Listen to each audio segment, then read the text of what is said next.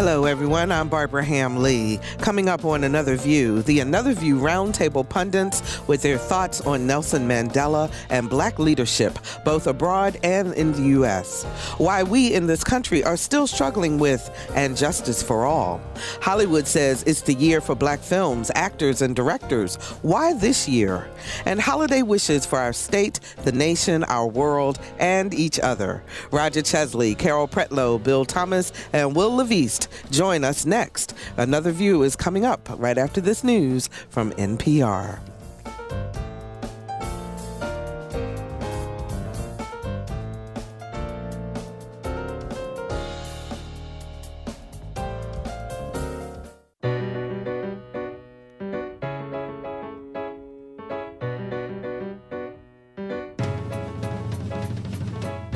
Discussing today's topics from an African American perspective, this is Another View. And hello, everyone, and welcome to Another View. I'm Barbara Ham Lee.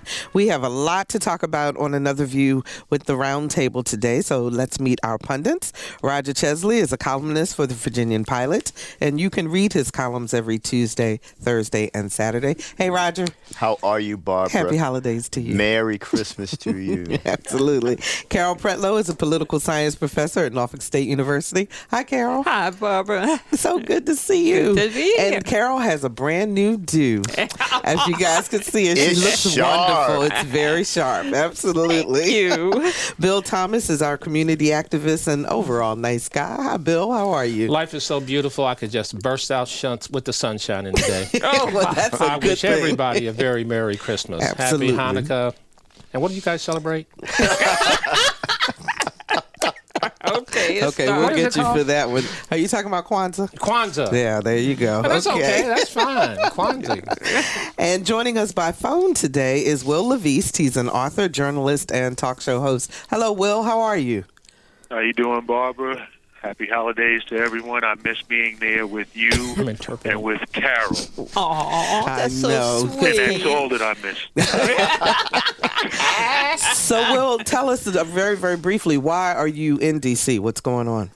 Yeah, we're up here for the annual meeting of the Trotter Group, which is a group of black columnists from across the country. So we typically get together and have meetings at the White House and hear different areas in D.C. So we were actually yesterday. We met with Valerie Jarrett and Eric Holder, and so it's been a couple of days of some real powerful meetings and a lot of good information. Later on today, we're going to meet with Arnie Duncan, Education Secretary. So that should be interesting. Oh, wow. So you'll have lots to share with us as we continue with the roundtable in the months to come. All right, let's get into today's topics. I have fought against white domination, and I have fought against black domination. I've cherished the ideal of a democratic and free society in which all persons live together in harmony and equal opportunities. It is an ideal which I hope to live for and to achieve, but if needs be, it is an ideal for which I am prepared to die. And that was President Barack Obama, who was speaking at Nelson Mandela's memorial service earlier this week, and he was quoting Mr. Mandela. And Bill, I guess you want to get into one of the controversies surrounding that event, which was the gentleman who was hired to do the interpretation, to do sign language Absolutely. for the deaf. Yes. Go ahead. No, I just did. I wanted everybody who's on the web To see you doing see the me, interpretation? and I can do it. And I did take my medication this morning. So Are you sure? I'm safe. But I'm a little rusty. I tell you though, that the whole idea of the controversy surrounding what was supposed to be a commemoration, a celebration of Mandela's life, and Roger just kind of things got into the way, didn't they? Before we get into that, let's spend some time, talking about why everybody was there.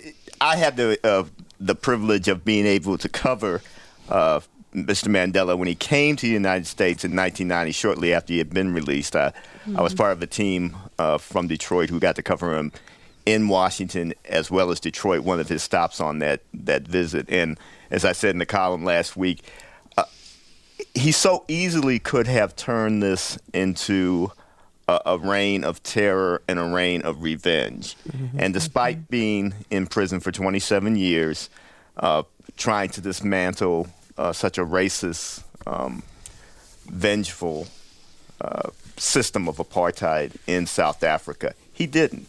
And he set the country on a much better course. He tried to make friends with those people who had been enemies of his. And he only stayed in office for one term. So I think he really set a template of understanding, of reaching out a hand to people who had been enemies. And he tried to make that country better. And I think that's part of the reason why you see such an outpouring of love and happiness and sadness for the type of life he lived. It was incredible what he did coming out of prison, as elderly as he was coming out of prison, and what he was able to accomplish even after he got out. He was a remarkable individual. Carol, were you surprised, though, that even though Mandela stood for being peaceful and for everyone getting along, there were those detractors, and there always are, who wanted to focus on his younger days, and they were saying he was a terrorist and that he, believed in communism, and I mean there were so many negative things that people were saying and writing about him. I don't think I was surprised. I was appalled by the lack of good taste. And I think that I would have been surprised if I had assumed that racism and divisiveness was totally over. But I see the factions that use that occasion to put down Mandela as the same people who say extraordinarily derogatory things about Obama. So, no, I wasn't surprised. I was just appalled that they used that occasion to do it.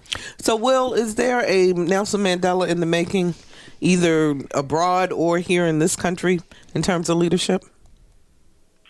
I don't know if there's a specific particular individual. I think a lot to be learned from Nelson Mandela's legacy is that we can all have influence within our sphere of influence. A lot of times we elevate people to this high level, almost to an idol type of a level, where we forget about their humanity and forget about how they are flesh and blood, just like we are. And the beautiful thing about Mandela is that he was forthright about his flaws.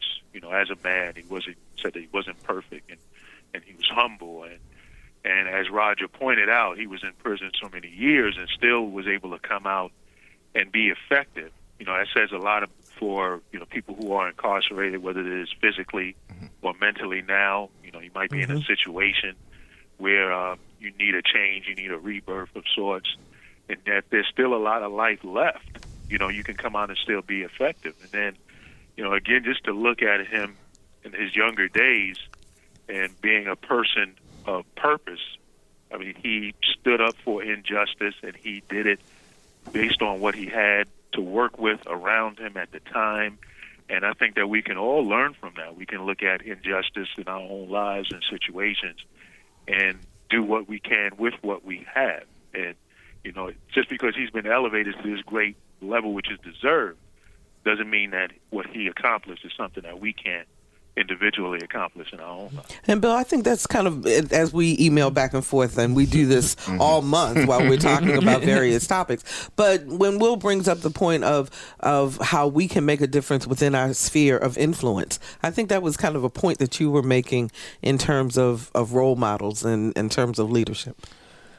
Actually, he was a communist, and at that time there was nothing wrong with that because he was fighting evil, and he used the only sword that he could have. There's nothing wrong with a little bit of violence, a little bit of revolution. America has grown through that, and he used the tools that were available.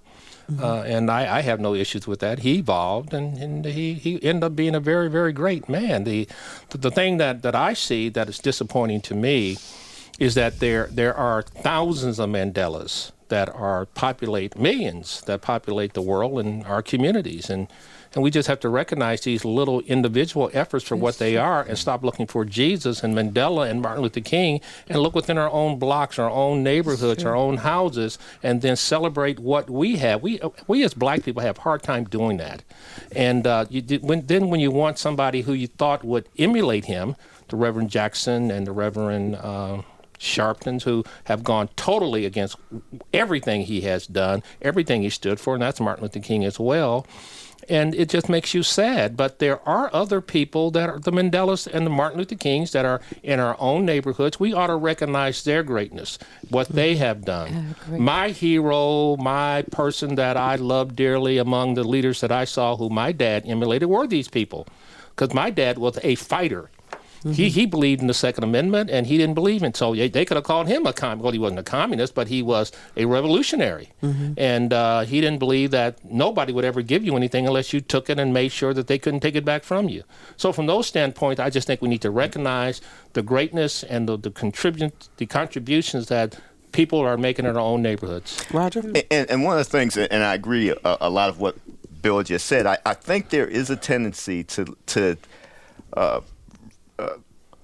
place certain individuals on a pedestal, and I sometimes think that we want to do that because then we can lay back and not have to do anything. And let them do everything. And instead of hoping for the one great leader who, if that individual, as we know in our history, often gets assassinated if they get too high in this country, I think we should, a lot as Bill has said, celebrate those people who make a difference, who are on the front lines or are doing things. I hesitate to say some of the people in this community, but we know some of the individuals who are doing things with different organizations, in neighborhood groups, in civic organizations, who are of keeping their eyes on the prize and doing things little by little, each week, each month, each year. And isn't that really what Mandela would want us to do? Yes. Though, Carol? Yeah,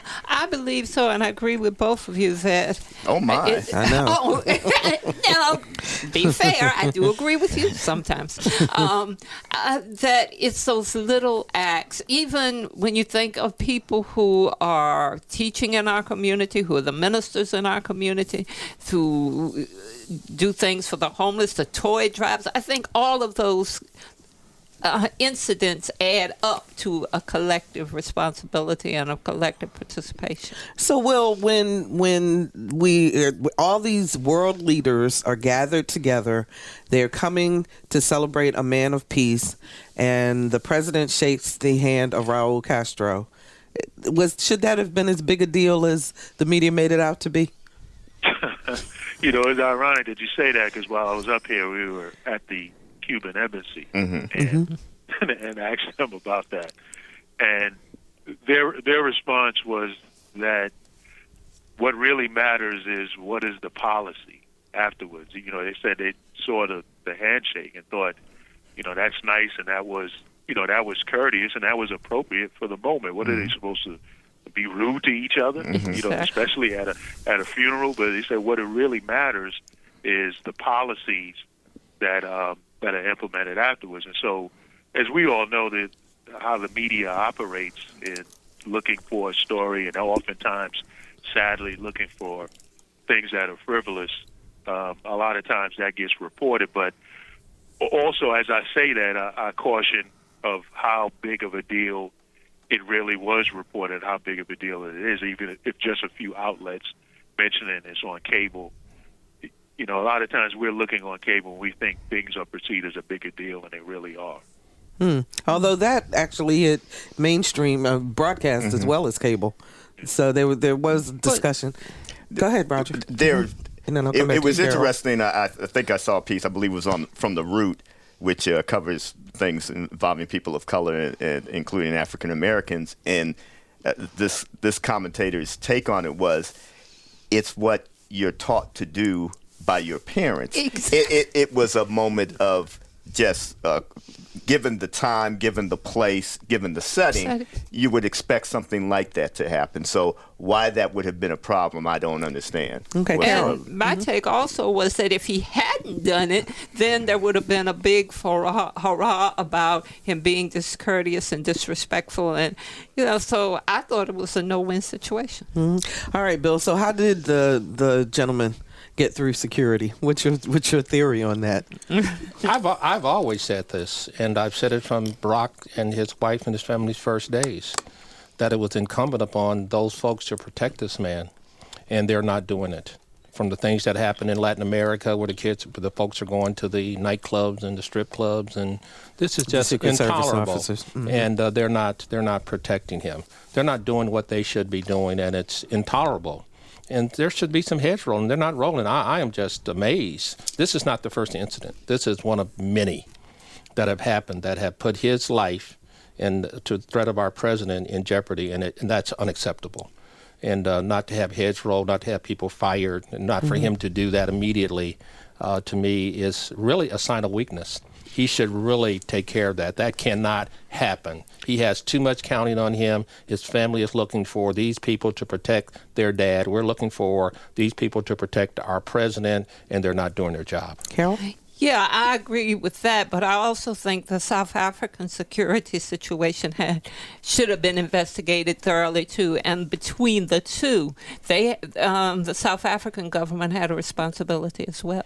No, you disagree with that, Bill? No, absolutely not. It is responsibility of the Secret Service to protect the President of the United States, not to relegate that to somebody else. I'm not saying relegate it, but I thought that the two together could communicate so that the optimum situation would exist. Yes, the South African government hired the individual. Well, if they hired it, then our security forces should say, okay, well, let us also investigate, and then the two together. Now, I'm not going to scapegoat it. The optimum situation for our people is protect our people, and nobody else can be a part of that decision. We have to be totally responsible. Go ahead, Will. I was going to say, according to news reports, the gentleman has signed at previous ANC. So he should have been vetted. Events, and including being right next to the president, Jacob Zuma. So apparently the guy has been doing that kind of work, and he's been signing. He just has some issues, and had a Peyton Manning. Well, and then there's also the question of his competency as an interpreter and as a signer. Roger. It's serious and funny at the same time because I fully expect Saturday Night Live to have some spoof of this weekend, but you wonder how somebody like this, who apparently had no ability to sign, could be up there doing what he did. And they're supposed to be only on there 20 to 30 minutes at a time. He apparently was there for the whole 4 hours. So I don't know. But had he tried to do something, would the Secret Service have been in a position to stop anything happening to the president? That was kind of the response that they gave. That they kept saying we were there, we could protect the president, but yet obviously we didn't see them, but maybe they were close enough. What do you think? I've been in that situation before for Valerie Jarrett, for Mrs. Obama, and for the president, and they accepted zero tolerance. Zero. They said, Mr. Thomas, you cannot walk by this line. You walk by this line, you will be dealt with.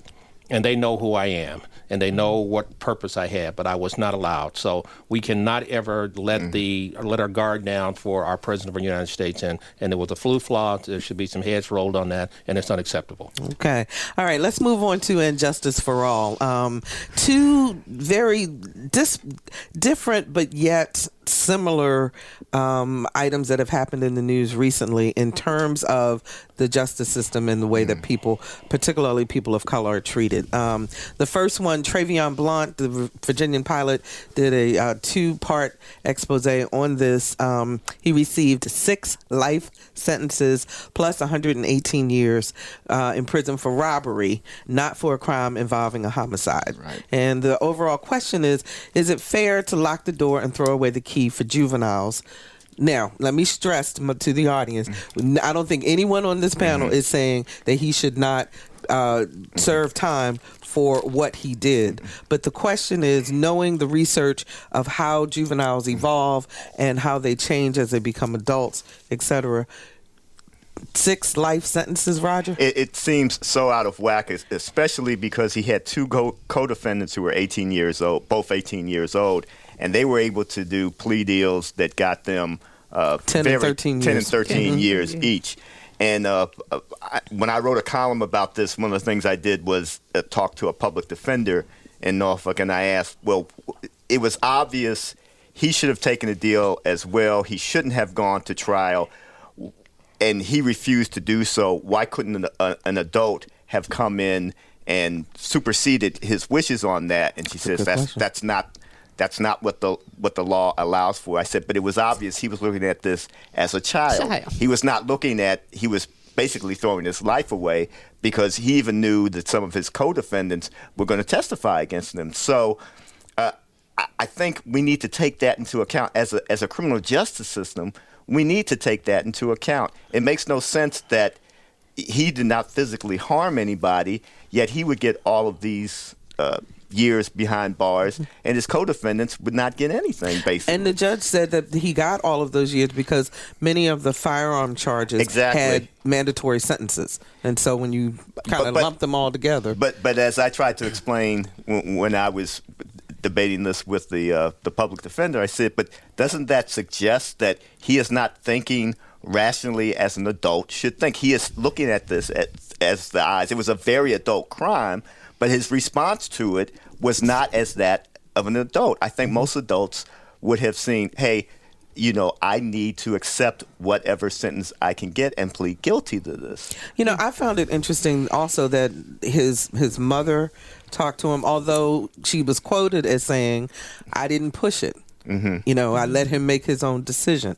The other co-defendants told him, exactly, we can't win this, take the plea, and he wouldn't do it. But the bigger question, Carol, is as you look at the background of Travion Blount, dropping out of school and before the age of 11, becoming a gang member at the age of 11, dropping out of school starting at 9 years old. There were so many things that kind of said, all kinds of alarm bells should have been going off saying, this kid is headed for trouble. I think so, and I'm not a psychologist, but I agree with you, Roger, that this is a child. This is a child who has some problems, obviously, and that you can't expect him to act objectively as an adult would, or to look at evidence and say, well, no, these are the pluses and minuses of each situation. As a child, a child is expected to take guidance and direction from the adults who are in the situation. So I just don't understand how this happened. Okay, Bill, the United States is the only country in the world to allow juveniles to be imprisoned for life without parole for crimes not involving homicide. In order to wipe out an epidemic, you must first eliminate its source. The source is that we don't have parents raising their children. That is the source. The other source is the fact that a lot of African-American lawyers that we used to have doing civil rights and taking care of stuff like this have abandoned the cause. I think if you look in the city of Norfolk, there may be 2 or 3 African-American lawyers practicing in Norfolk that I know of. Everybody else is doing things that are in the commercial aspects and other things, and that's all okay. But we have kind of lost a connection with our community in professional basis, doctors, pharmacists, teachers, support for our institutions like Norfolk State. I'm just saying this is just not a simple issue. The issue is more broad-based. This kid at 11 years old had a problem. He was going to go directly where he was going. Everybody saw the train wreck. Nobody did it, so he got what he deserved. So that's the end of the day. Now, is it right? I was watching Judge Mathis, is that the guy? Greg Mathis. And he was saying that in Detroit, 75% of the kids that are in jail there come from single-parented families. 75%. It just astounded me. I saw that over the Thanksgiving holidays or something, because I remember writing it down. Until we as African Americans, black people, decide to fix our families and eliminate the source of the cause and give a damn about our children being educated, being loose on the streets, doing all this crazy wildness, this is going to continue to happen because white folks are afraid of these kids. And so the criminal justice system is insane. It's insane for this to happen. There's no economic justification for this. There's no nothing. But because they are afraid, they're going to gel up and lock up our kids. They're going to see train wrecks happening, and they're just going to let it happen. So this is another thug off the streets. Will?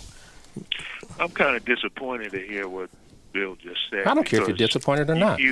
Because you're talking about a case of a kid who was going down the wrong path and got an excessive penalty, and all of a sudden you turned it around and turned that into a African American issue. It is.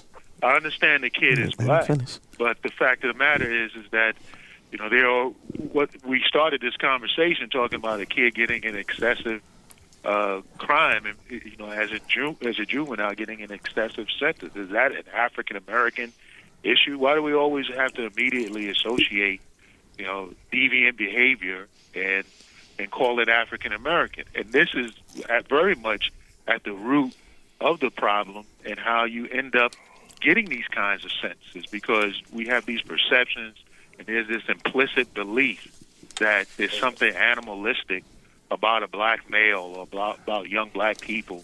And so they're the ones that need to be locked up and thrown away to keep. I didn't say that. I'm just disappointed. But I'm no, don't say that. Don't say that I call our people animals. I did not say that. This is a black crime and a black kid and a black issue. We started off saying this kid is a juvenile. Why is he getting all of these sentences and his brain is not fully developed? Well, here, let me just clear the record.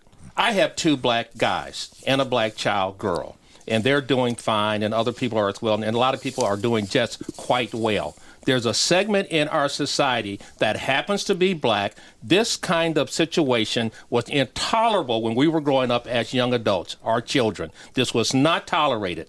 It's a cultural thing. You mean the fact that this kid went so wrong so young? Yes. Okay. Now, everybody knows at this table, because we're kind of close in the same age, this would not have been allowed. That boy would have been drugged off the streets and taken back to his house, and the elders of the community would have straightened this situation out. And then we would have had lawyers who were really given a doggone, coming back to their community, that wouldn't have allowed this to happen. There's a complete breakdown in our structure. So you can sit up here and come up with these little wild names and call our people this and that or the other. That's not true, because there's white people who are animals and animalistic too as well. But I'm not talking about them. I'm talking about kids that are misguided, haven't been raised, don't know good, don't know right from wrong, has never been taught it, and is just acting like a child. He'll be acting like a child at 45 years old. My point is that you immediately went to calling it a black issue, just like you just now acknowledged. That there are black white issue. Kids who, under these circumstances, I'm not white, are going down the wrong path and getting. When we started the discussion, I didn't hear anything about the fact that him being black was the factor. You turned it into the factor. Because it is the factor. Can we agree? Well, can I say this? And I think both of you are. Just before you bring your point out, hold on just 1 second. If you're just joining us, we are talking about today's issue clear this up. from an African American perspective with Virginian Pilot columnist Roger Chesley, political science professor Carol Pretlow, community activist Bill Thomas, and journalist, author, and talk show host Will LaVeist. Okay, Roger, make your point. Okay, I think both of you are speaking some of the truths here, but let's agree the young man was only 15 when he did this. But let's also agree, Will, that a lot of the people who are in our prisons, rightly or wrongly, are African American. We have a huge percentage. We are disproportionately, as you know, represented. Blacks and browns are disproportionately represented in the criminal justice system. And so I think that from my perspective, I think that's what Bill was getting at. I'm dismayed by what has happened to this young man, not because he was a choir boy. He shouldn't have been out there robbing somebody on this particular day. They could have easily, at least 2 of them were armed that day. They easily could have shot somebody when they went up into this dwelling. House. Okay, but does it make sense to throw away the key for somebody who did not physically harm somebody. And I think that really is at the root in this particular case. Will? Well, that was my point. I thought that's how we started off talking about it, but y'all immediately jumped to the race as if it is the factor. And I'm saying that is part of the problem, is that we have an implicit and ingrained sense that a lot of times we don't even realize is on the surface, that we immediately associate crime, black, is a black problem. It's a black issue. It's because he's black. That's the problem.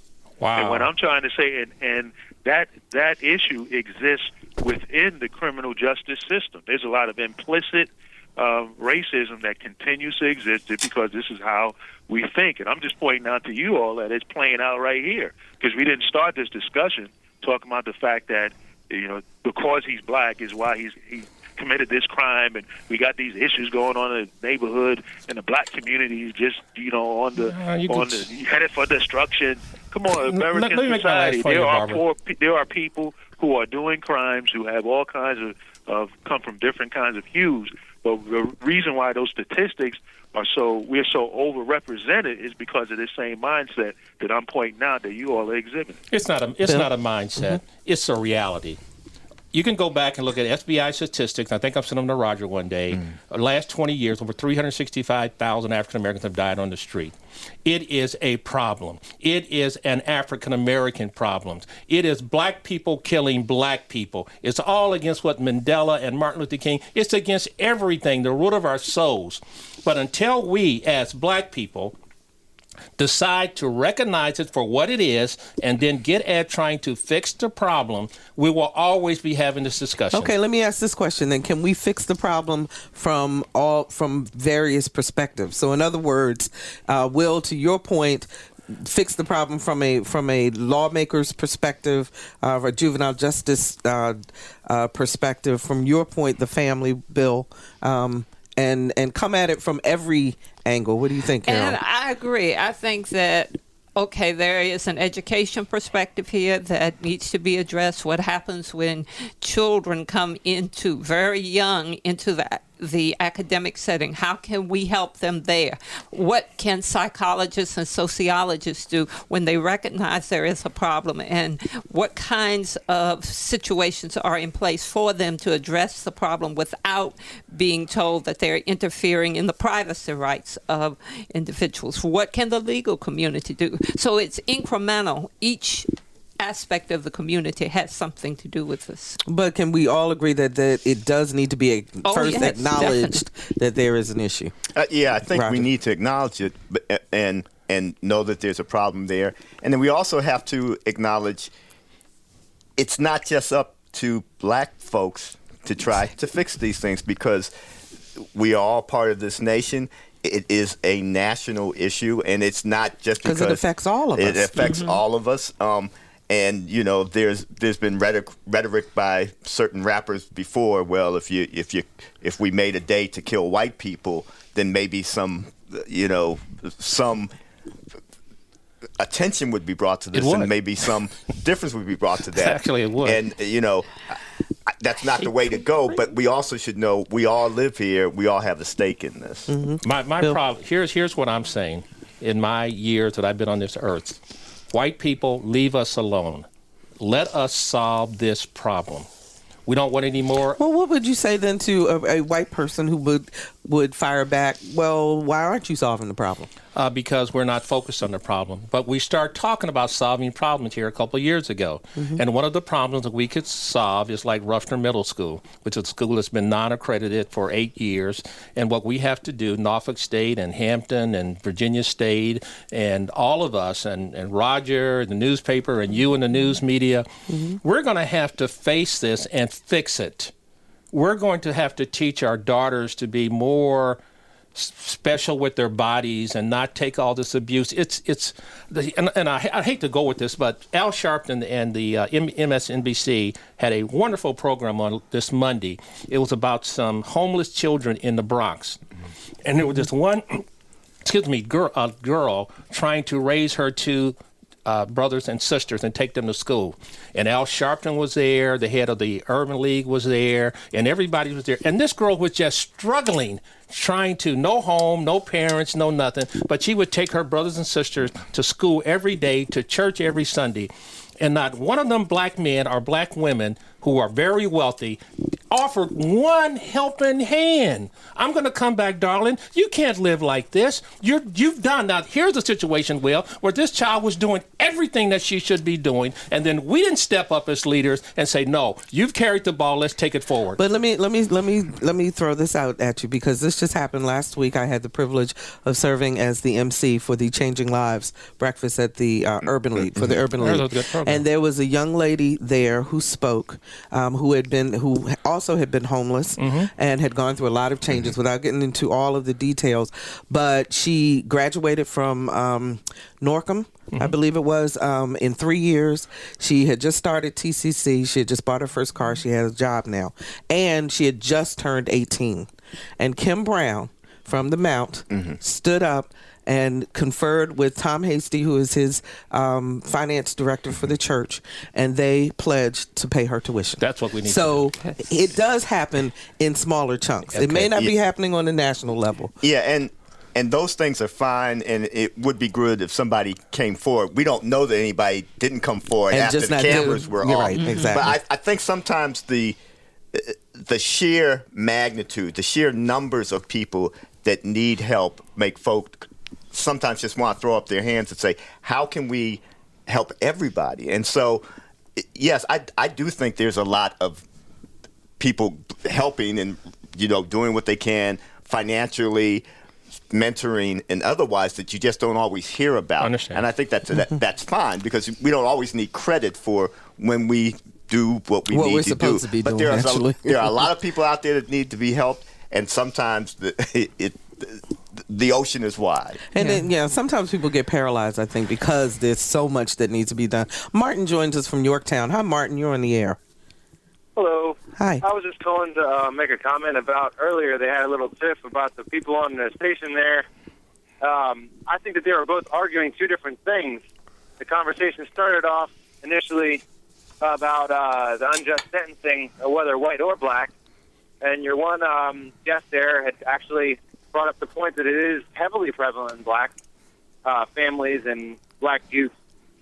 And my comment was, I agree with him totally as far as it starts at the home with the parents. Whether you're white or whether you're black, the common denominator is start at home with the parents. The parents can instill in their children, you can not let any stumbling blocks stand in your way to do anything. They can also instill in them that look at all these stumbling blocks, and we can't overcome any of them. People come up from different kinds of environments, different kinds of cultures, and different situations. And I think it has to start in the home.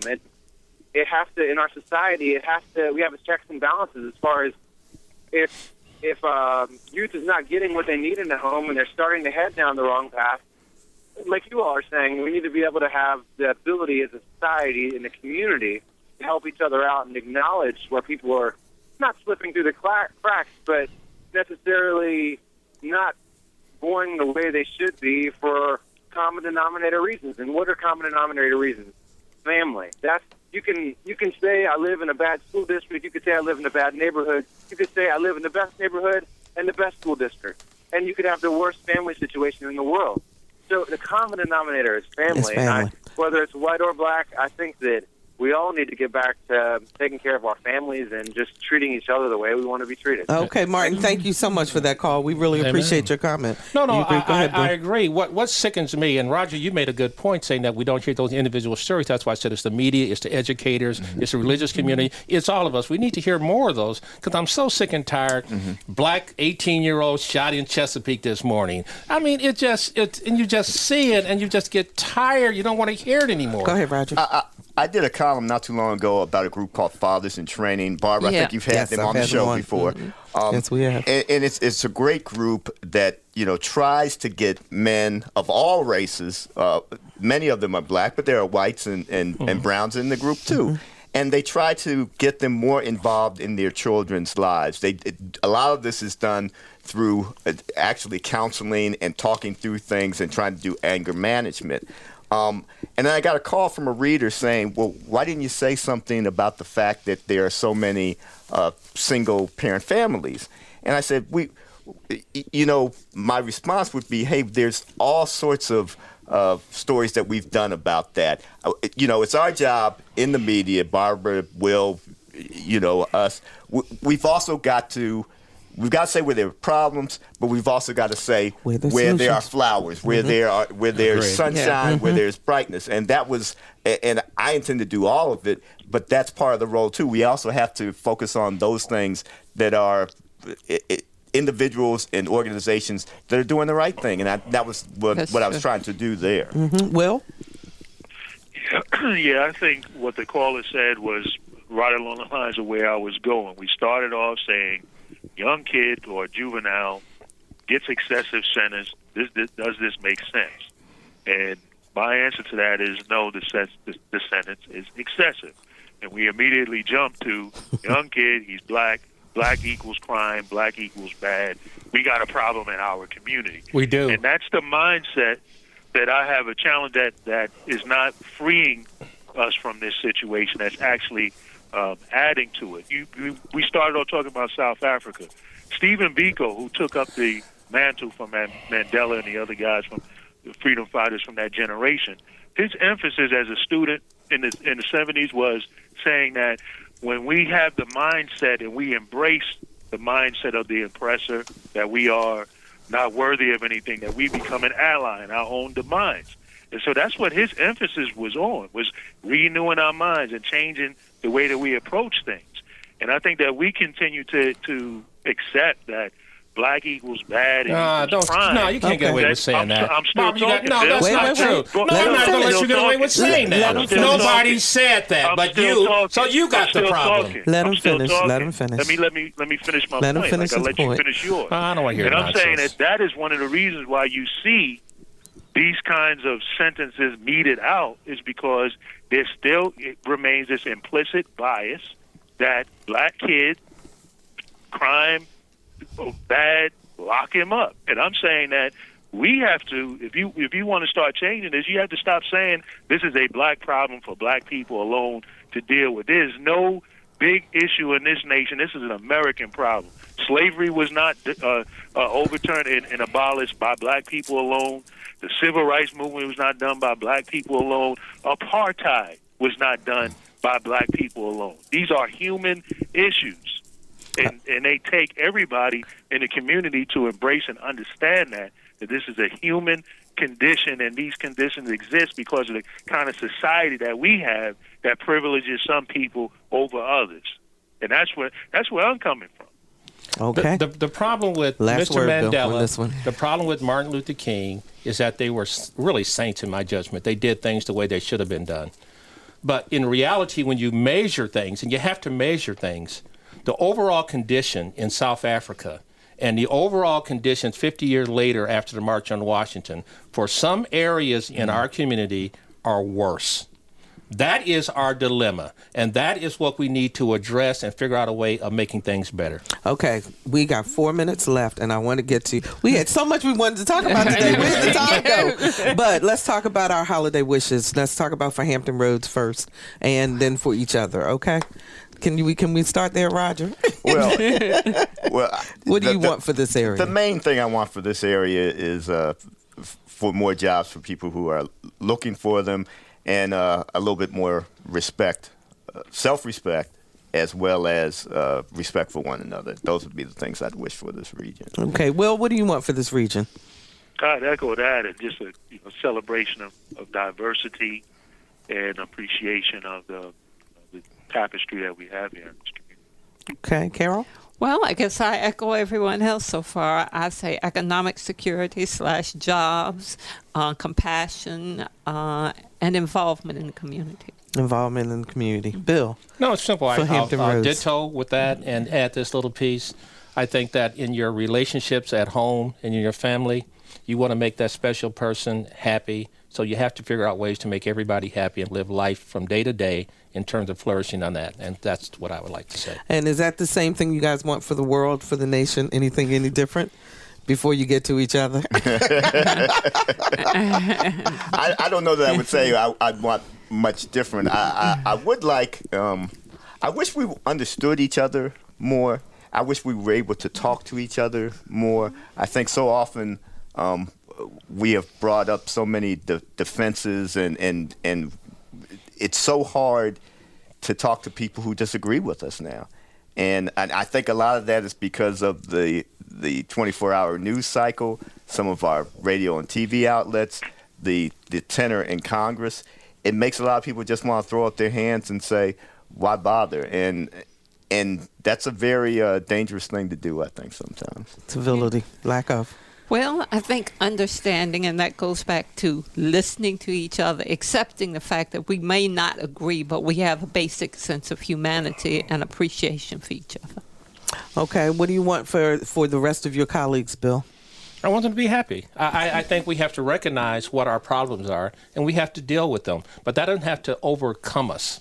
We have to be special. Again, what the caller said, to our families, strengthen your families. I would wish everybody this holiday would cut their devices off for 24 hours. Get a book, get the special person in your life, and just listen to them.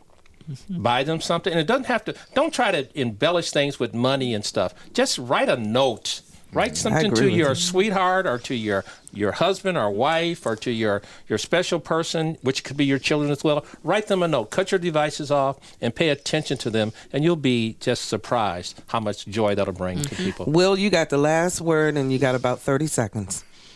Hey, just clarity of purpose and happiness. I would echo that for everyone, and going into 2014, and all your dreams come true. I mean, for this time last year, I unfortunately was burying my mother, and I know there are a lot of people coming through the holidays that are going to be thinking about loved ones that are no longer here. But I would just encourage them to celebrate the life, celebrate the good times, and look forward to all these new possibilities coming forth in the next year. Well, on behalf of Another View, we wish all of you all a very Merry Christmas and a fabulous New Year. And you guys will be back the second Friday of the New Year, which is our first live show in the New Year. So we're excited about that. Oh, my. And audience, we will be right back.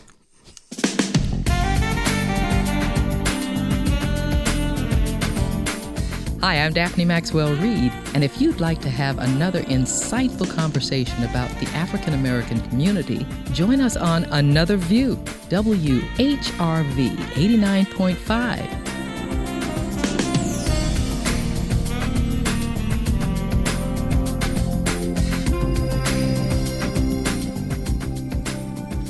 South African photographer Eric Miller photographed Nelson Mandela from the time he was released from prison in 1990 until he stopped making public appearances in 2009. Our Lisa Godley sat down with Miller, who talked about his experience with the civil rights icon. I stand here before you not as a prophet, but as a humble servant. Over the past 25 years, Eric Miller probably took more photographs of Nelson Mandela than any other photographer. Miller is quick to point out that he was by no means the official photographer, but whenever Nelson Mandela was out and about, Eric Miller made it his mission to be there.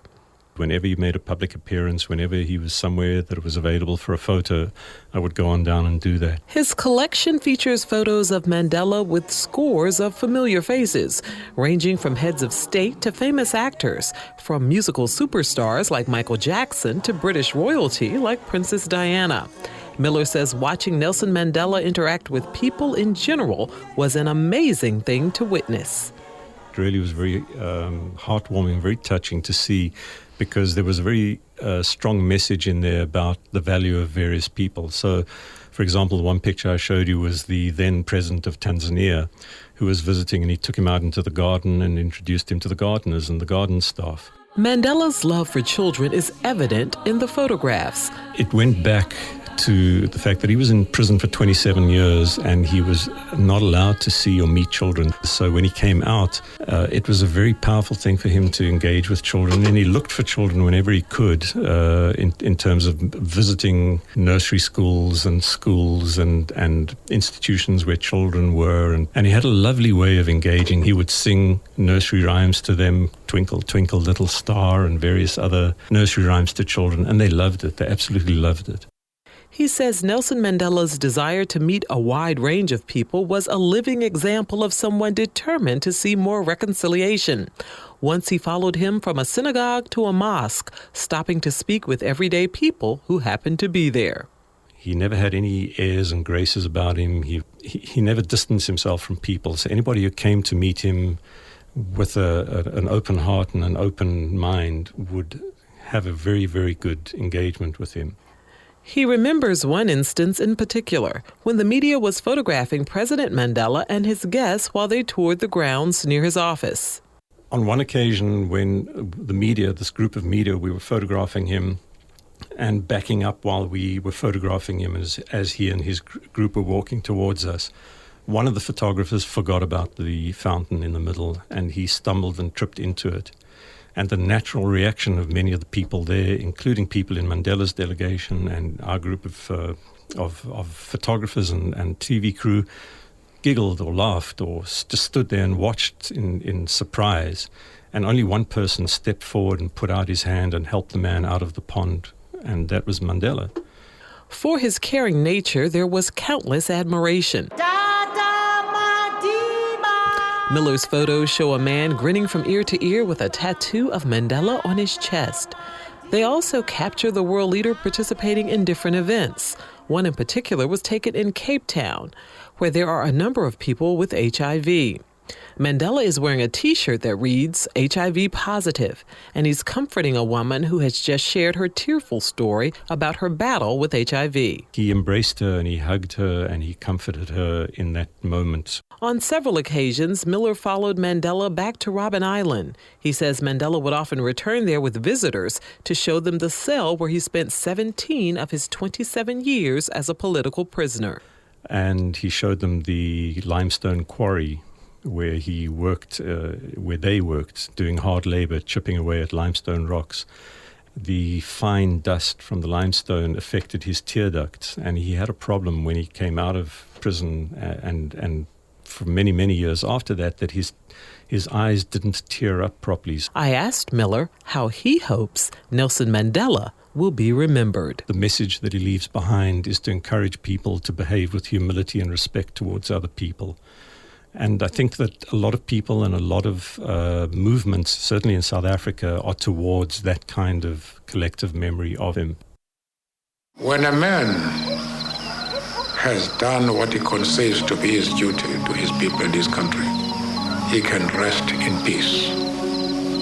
I believe I have made that effort. And that is therefore why I will sleep for the eternity. For Another View, I'm Lisa Godley. Rest in peace, Nelson Mandela.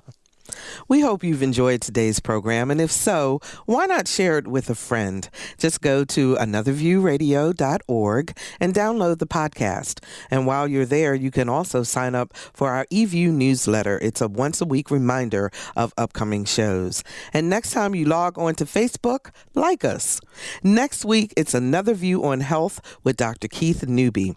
Our special guest will be Joanne Grossi, Director of Region 3, Department of Health and Human Services. She'll be here to answer any questions you have about the Affordable Care Act. Our theme music was produced and performed by Jay Sennett. Lisa Godley is our show producer. Victor Boeing is our audio engineer. And Ashley, what's your last name? Ashley Dillard answered our phones. Hi, everyone. I'm Barbara Ham-Lee. Have a wonderful weekend. And let's get together again next Friday at noon for Another View.